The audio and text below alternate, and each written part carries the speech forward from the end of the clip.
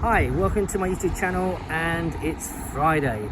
Today, I've made this video this morning in Birmingham. One of my mentees and his wife have bought a house and we're here looking at it.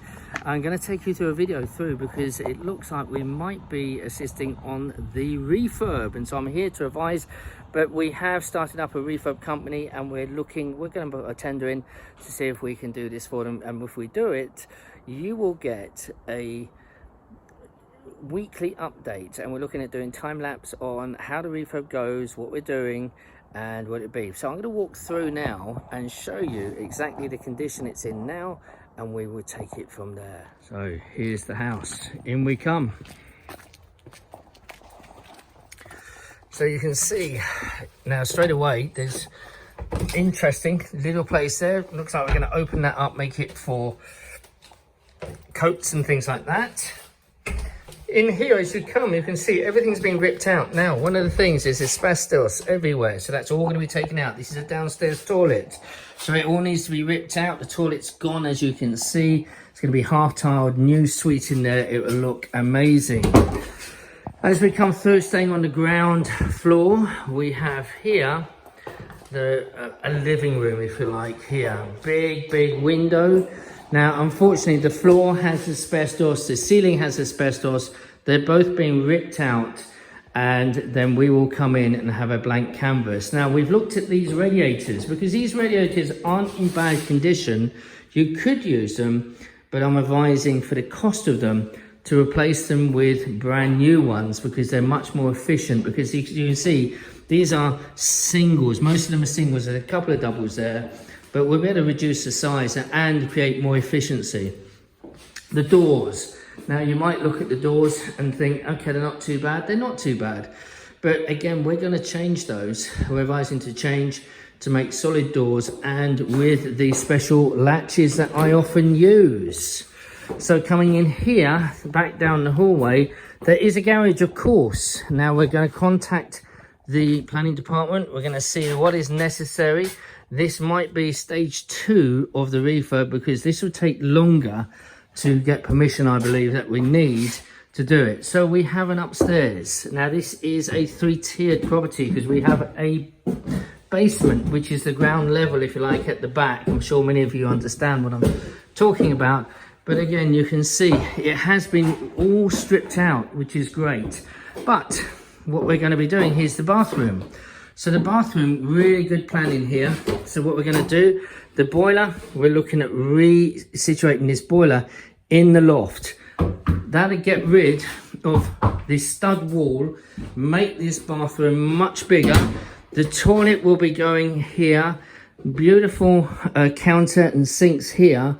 And here, we're going to have a walk-in shower with a big glass front, a really big shower there, which will be quite stunning when it's completed, and completely tiled, I think, all the way up with the shower, which will just protrude from the ceiling.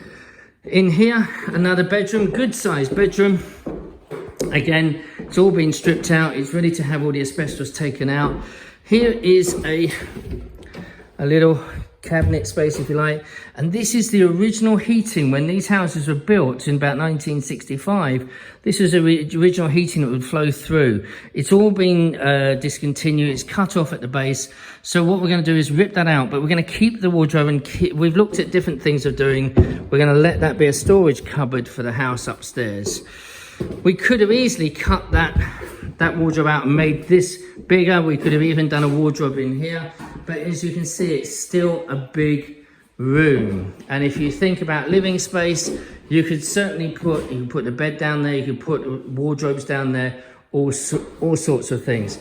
Good point, guys, is the plumbing is already in for central heating, saves on cost. There's a lot of these old holes which is for the original heating system, which are all going to have to be taken out and plasterboarded and replastered. Another room, as you can see, it is, if you're going to do this as an HMO, it's standard, it's fine for minimum room size of 6.55 square meters.